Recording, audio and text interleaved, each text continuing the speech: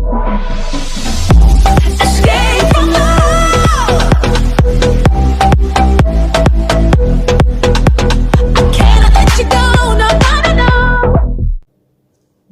à tous, j'espère que vous allez bien, moi ça va très bien.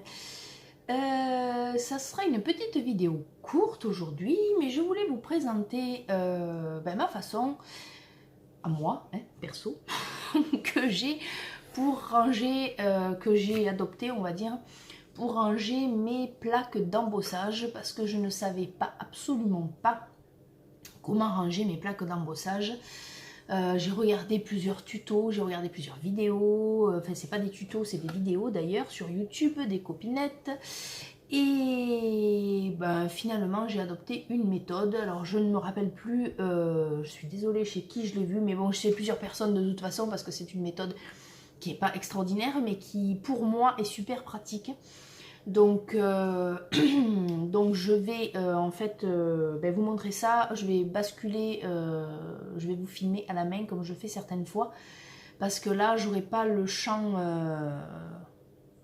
assez de champ, assez de profondeur de champ pour vous montrer ce que je veux vous montrer. Donc voilà, donc à tout de suite. Voilà, je vous retrouve, comme je vous ai dit, en portant le téléphone. Donc je vais essayer de ne pas vous donner le mal de mer, parce que c'est pas évident de filmer comme ceci. Donc pour commencer, voilà, j'ai utilisé des feuilles, enfin des pochettes plastiques de chez Action, celle-ci, hop, et les plus carrées, on va dire.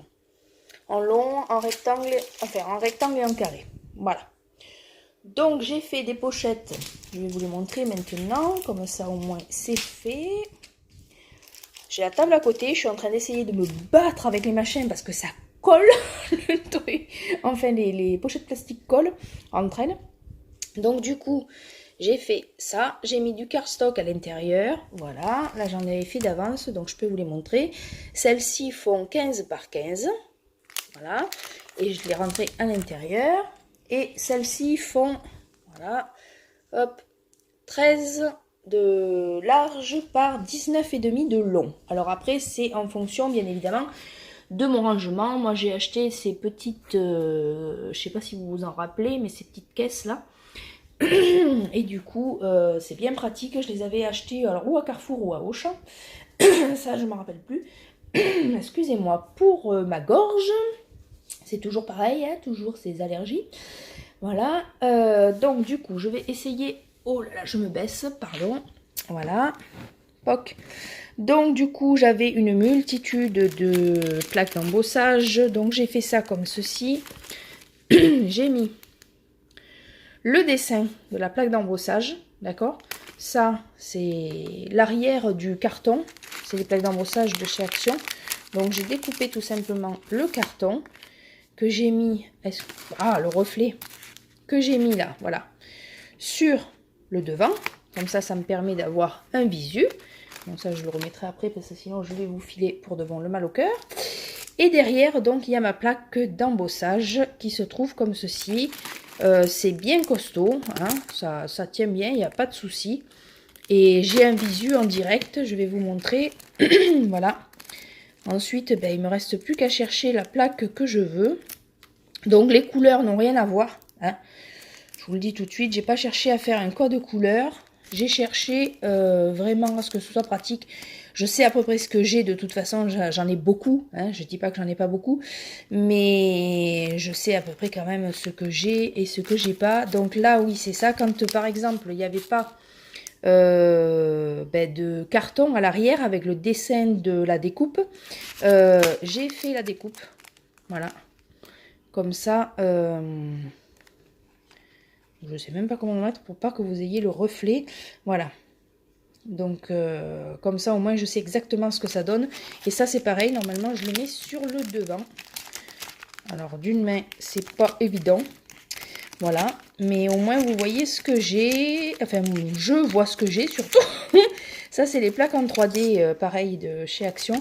Donc, voilà. Là, c'est la découpe. Vous voyez, bon, il y en a qui sont rangés évidemment à l'envers parce que j'ai dû les utiliser et j'ai pas dû les remettre comme je veux. Voilà, donc là, il y a tout ça, tout ça, tout ça, tout ça. Il y en a, hein, ça, je vous accorde que... Voilà, j'en ai pas mal.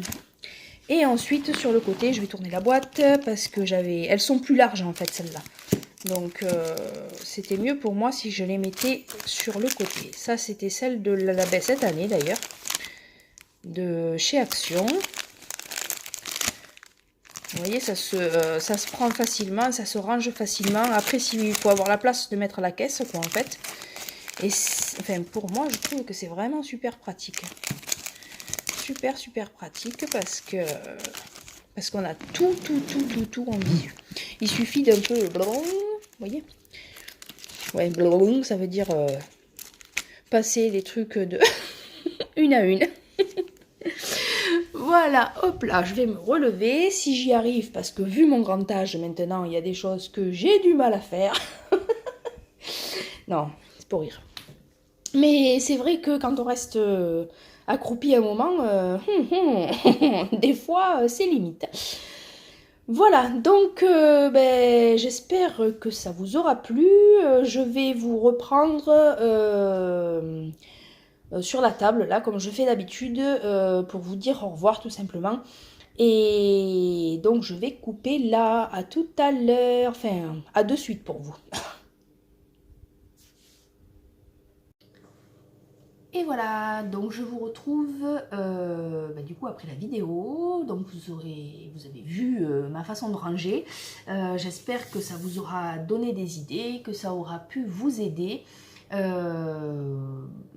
Comme je vous l'avais dit, c'est une façon de faire. Après, voilà, chacun évidemment fait ce qu'il veut, mais moi j'aime bien piocher les idées un petit peu à droite à gauche, et ce style de vidéo là me plaît. Donc je me suis dit que ça pourrait peut-être aider des gens à avoir des idées, même si vous ne prenez pas exactement la même façon de faire que moi, entre guillemets, ça peut déboucher sur d'autres façons de faire qui vous est propre, en prenant plusieurs idées à plusieurs endroits. De plusieurs personnes, quoi, et vous faire un truc sympa pour que, voilà, le principal en fait, c'est que vraiment ce soit pratique pour vous. Il faut faire un rangement qui vous est propre en fait, voilà, en prenant certes des idées à droite à gauche comme j'ai fait, mais vraiment quelque chose qui soit facile d'accès pour vous et facile d'utilisation, on va dire, parce que sinon c'est vraiment dommage. On a des tonnes de matériel, hein, toutes et tous, hein, scrappeurs ou scrapeuses, on est un peu pareil, pardon, du coup, puisqu'il y a les garçons aussi, il ne faut pas les oublier, hein. Et on a tendance à avoir pas mal de matériel, ce qui est un petit peu, ben voilà, entre guillemets, normal au fur et à mesure qu'on scrape. On a tendance à acheter des trucs un peu à droite à gauche. Et il faut ranger après. Donc il faut que ce soit pratique et il faut que ce soit utilisable. C'est dommage, comme je vous disais, de ne pas utiliser son matériel. Donc voilà, ben j'espère que ça vous aura filé un coup de main, que la vidéo vous aura plu.